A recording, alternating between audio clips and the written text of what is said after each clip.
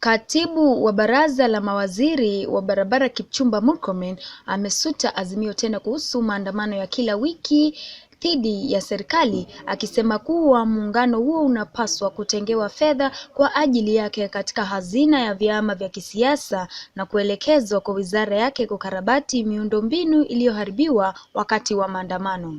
Akizungumza wakati wa ibada ya shukrani iliyoandaliwa na makanisa 40 mjini Kakamega siku ya Jumamosi, Murkomen alisema kuwa maandamano hayo yanaathiri uchumi wa nchi na kuongeza kuwa baadhi ya wawekezaji wanarudisha nyuma ufadhili kutokana na ukosefu wa utulivu uliosababishwa na maandamano hayo.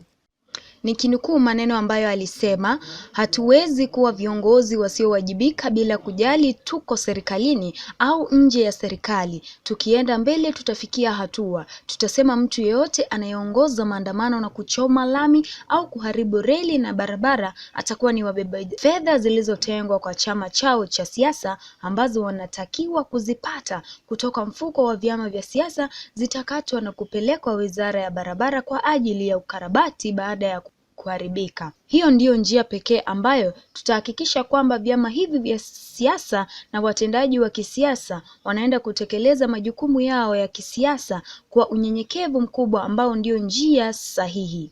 Waliohudhuria ibada ya shukrani ni pamoja na naibu rais Rigathi Gachagua, katibu mkuu wa baraza la mawaziri Musalia Mudavadi, spika wa bunge la kitaifa Moses Wetangula, miongoni mwa wengine. Your Excellency the Deputy President, Your Excellency the Prime Cabinet Secretary, Right Honorable Speaker Moses Masika Wetangula, all the leaders present here, na wananchi wote wa Osurungai, amjambo. Bwana asifiwe. Tumsifu Yesu Kristo. Kwanza kabisa ninataka kushukuru Mwenyezi Mungu kwa kutupatia nafasi tukuje hapa, tukuje tuweze tukaomba pamoja na kushikana pamoja mikono na nyinyi kuhakikisha kwamba tumejenga kanisa. Your Excellency Deputy President, hii sio mara yangu ya kwanza kuja hapa. Ndugu yangu Faruk huyu amenileta mara mbili.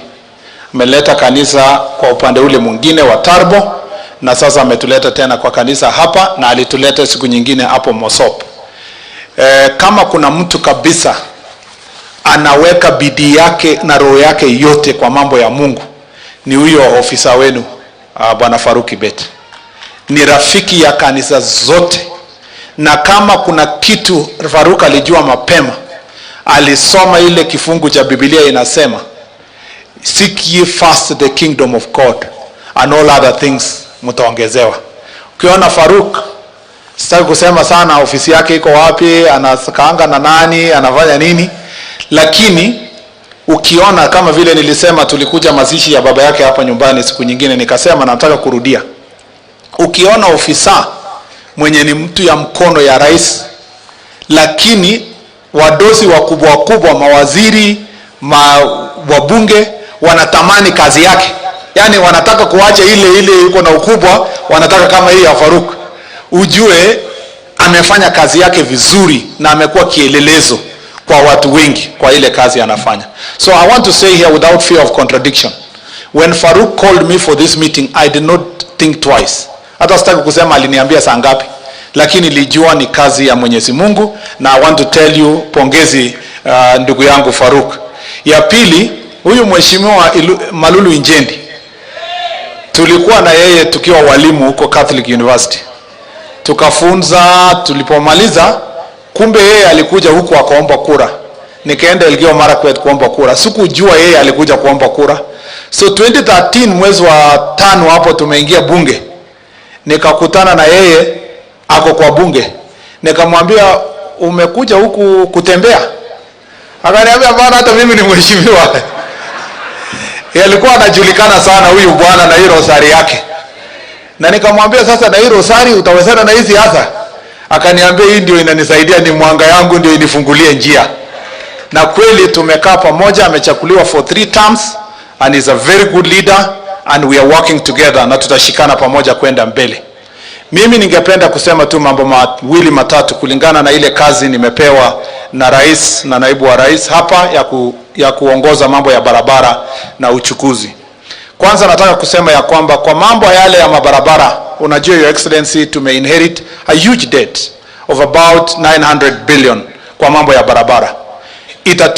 Itagharamia uchuzi na kiongozi ambaye hawezi lala kama wewe na rais kwa kusuluhisha. If huyu watu wengine wangeshinda, sitaki kusema siasa sana, lakini wengine wangeshinda, wale wanalala, hatungeweza kusuluhisha hii shida. Na najua tumeketi chini na wewe na rais, tumezunguka, nimetoka hata Europe na rais juzi, tunatafuta pesa ya kusaidia watu wetu kujenga mabarabara.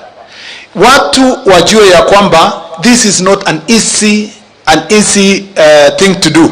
Lakini tumeng'ang'ana, tumehakikisha ya kwamba ile barabara yenye inaendelea hapa ya Ikoli Malava lazima iendelee, na tumesema pia ya kwamba barabara zenye wananchi wameomba hapa, najua barabara ni nyingi, wameomba ile barabara ya Malava, Samitsi na Vokolo, ile barabara pia ya kutoka Ikoli mpaka ingie huko Nandi upande wa Kaiboi, barabara yenye wamesema kutoka hapo wanataka kutembelea rais wakienda waende haraka.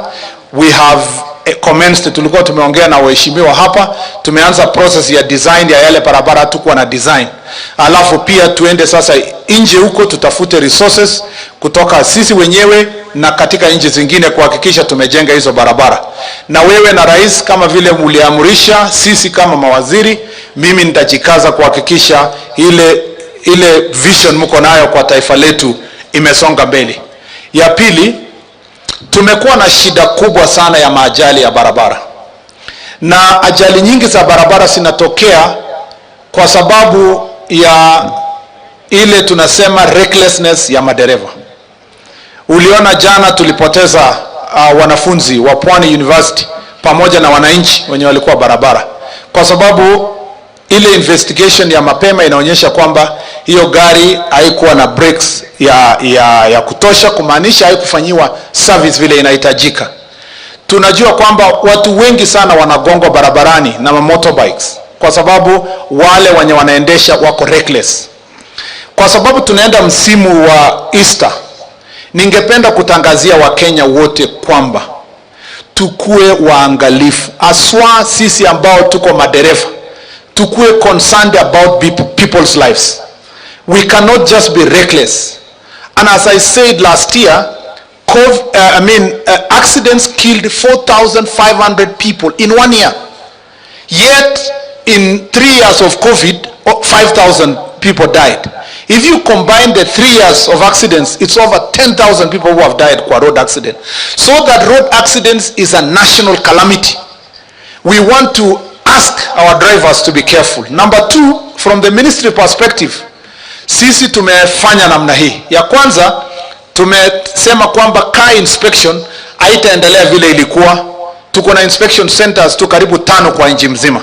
We are going to privatize car inspection, to get private investors to weke car inspections across the country so that we make it mandatory for every car to be inspected across the nation. Tumemaliza regulations na watu wa bunge, tutafanya advertisements hivi makaribu na tutaona kwamba wale watakuja kufanya car inspection tutafanya. Ya pili, tumesema tunataka kuanza progressively tuweke cameras kwa barabara zetu. Na tutaanza na highway yetu kutoka Mombasa mpaka pale border, Busia border, na kutoka Nakuru pale ipitie mpaka Kisumu, na ile ya Isibanga ikuje Kisii. Tunataka kuhakikisha barabara zetu zinawekwa makamera ya kuangalia wale wanafanya makosa barabarani, overlapping, overspeeding, ndio tuweze tukafanya instant enforcement. Hiyo kazi Mheshimiwa Naibu wa Rais tutahakikisha tumefanya kwa mwaka huu.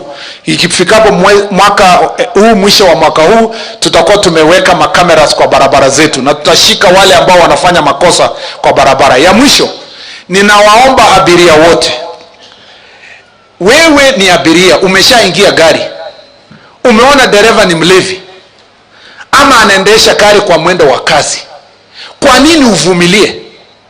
Why don't you stop the driver and tell him we cannot continue with this driver, tunataka kushuka tuchukue gari nyingine?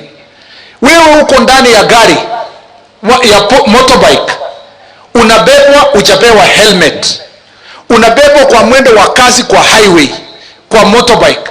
You have a responsibility also as a passenger to be carried in a safe manner, Because most of these things that are happening is because we are also abandoning our responsibility as passengers kuhakikisha ya kwamba gari yenye tunaingia haijaja. Wewe unaingia gari unaona it's already beyond 14 people na ni gari ya 14. Na wewe bado unasema songa songa wacha nikae hapo. We have a responsibility sisi kama maabiria tuhakikishe tumechukua hiyo hatua ili tulinde maisha, tusipoteze maisha ya watu ovyo ovyo. Ya mwisho nataka niwaombe wale wako maandamano. Mheshimiwa Naibu wa Rais, wewe unajua tulikuwa opposition for 5 years. For 5 years wakati Mheshimiwa Raila na Uhuru walikuwa kwa serikali ya handshake, tulikuwa opposition. Tulikuwa na choice ya kuandamana na kuchoma na tires na kufanya hiyo yote. Lakini we chose not to do it. We became responsible citizens of Kenya even when we are out of government. I want to tell Mheshimiwa Raila, you can still be in opposition and become a responsible citizen of Kenya to carry out responsibly your responsibilities as an opposition leader. Sasa ukienda kuchoma barabara, unang'oa ile rails yenye inashikilia barabara, mnachoma tama kwa barabara. Where are we going to get money to rebuild those roads? Kisumu has become now a place of violence. How are we going to get to protect our infrastructure?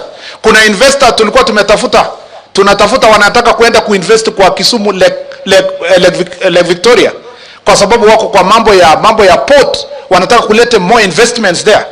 We have stopping investments. In fact, some of them were going to fly to come to the country. Wametuambia ngoja kwanza mpaka Kisumu itulie ndio tuongee vile tutajenga hiyo area.